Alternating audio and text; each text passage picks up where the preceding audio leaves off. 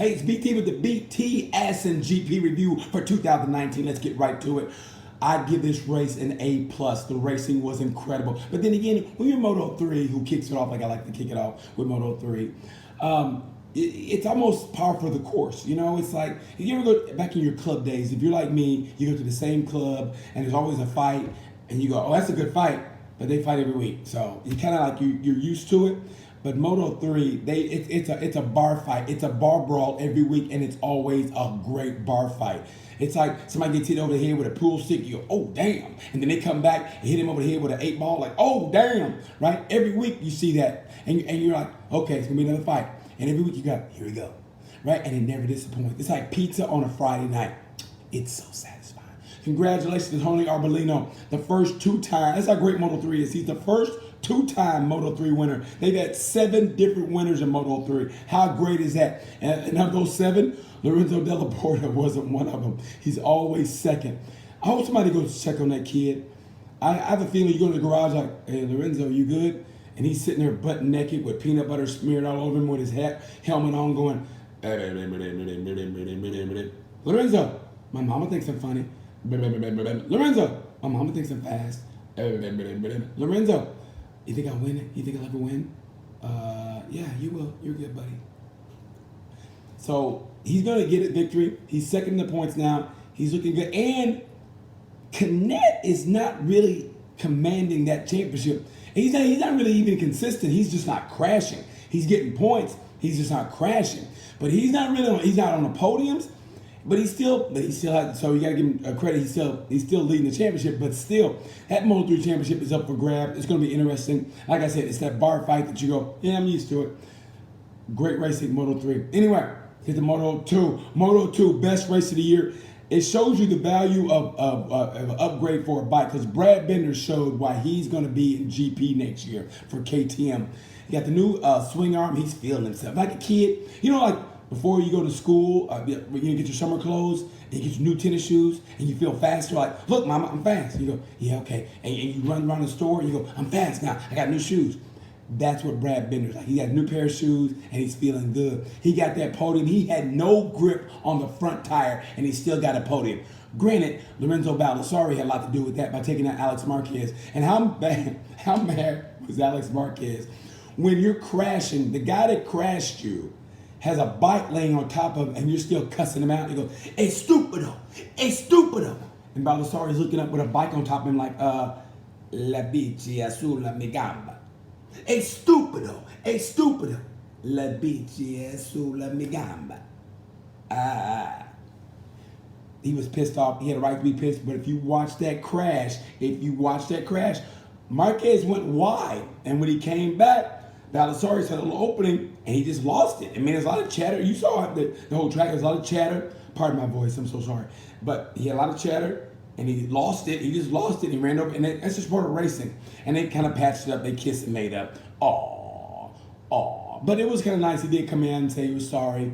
I thought that was nice. A good gesture. Lorenzo's a good dude. Baldassarre's a great guy. It's just part of racing. Anyway, championship. Wide open again. I think it's great, wide open. And how about Augusto Fernandez? Don't forget about Augusto. But that's why he should be in GP in the next 2 to 3 years. Augusto Fernandez is talent personified. Love the guy, great attitude, and he goes for it, man. That guy has no fear. Watch Augusto Fernandez. Congratulations to him to get the GP. What a race. I give that race an A+. I called Maverick. I called it for Maverick. Maverick's feeling good about himself. He was feeling himself. Every free practice, Maverick was on it. I saw that. And I finally got to see, Marquez and Vinales. That's the battle I've been waiting 3 years for. I remember being in a press conference. I don't want to brag, but I was there. And I asked the question to Marquez. I said, are you looking forward to racing Vinales? And by the way, those guys don't like each other. But watch their body language and how they interact or don't interact with each other. There's something there. Like when they were asking Vinales in the post-race press conference, he goes, well, I was trying to pass the Honda. He didn't really mention Marquez's name. He goes, when I was trying to pass the Honda, Those guys, I don't know what that is. I don't know what happened, but who knows? Maybe they're in the little Pee-wee division or whatever. Maybe somebody took somebody out, or maybe he stole his Tonka toy. I don't know what happened, but those guys don't really get along. Watch the body language, okay? From here on out. Great race. Alex Rins, you can't throw away points like that. Alex Rins could have been poised to make a big leap in the championship, but you can't throw away the points like that by crashing out. And that's what separates Alex from the top tier. He's still a great racer, but when those crashes add up. And to be honest, let's just be honest, Marquez has 160 points. This championship is done. God forbid something happens to him, like maybe no offense, maybe he pulls Lorenzo during the break and he gets injured, God forbid. But he's still got 160 points. Dovi's got 118. The race is for 2nd through 4th, which is Dovi, Petrucci, Rins. And then the race is from 5th through 8th, which is Rossi, Fabio, and Vinales.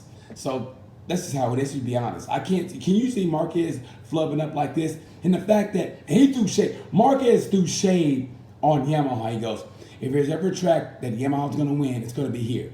I mean, I'm going to paraphrase, but what he said was, hey, look, Yamaha's been sucking ass all year. So if they're going to win, it's going to be in this track because they ain't winning no place else. Okay? They ain't got shit. They ain't done shit all year, but they gonna win. It's gonna be in this track. Matter of fact, I think I'll let them win because I got to lead and they ain't gonna catch me. That's basically what he said. Okay, Marquez threw shade. He goes, my goal was to beat Rins, Petrucci, and Dovi. He goes, that's my goal. He goes, goal was achieved.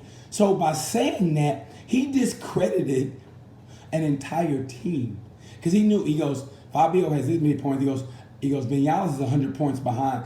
That right there, that sounds like nothing, but that's saying 100 points behind. That's 4 races.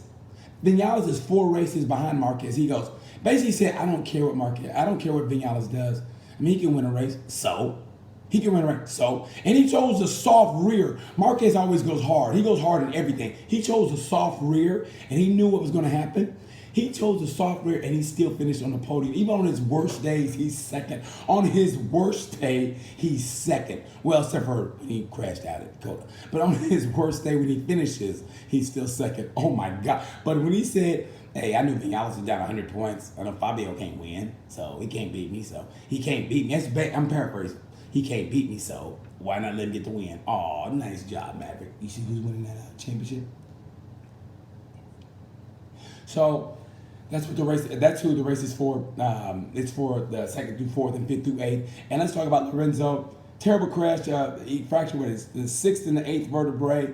And honestly, it might be time for Lorenzo to hang it up. Maybe now he's in a body cast. He can't move. Like, Lorenzo, move his whole body, Hey, man, can somebody scratch my back, please? Thank you. I'm going to take a shower. Could you sponge bath, please? Somebody? Thank you. I feel so bad for the guy. He's a 5-time world champion. He's proven what he can do on other bikes. He won with Ducati. Rossi didn't win with Ducati.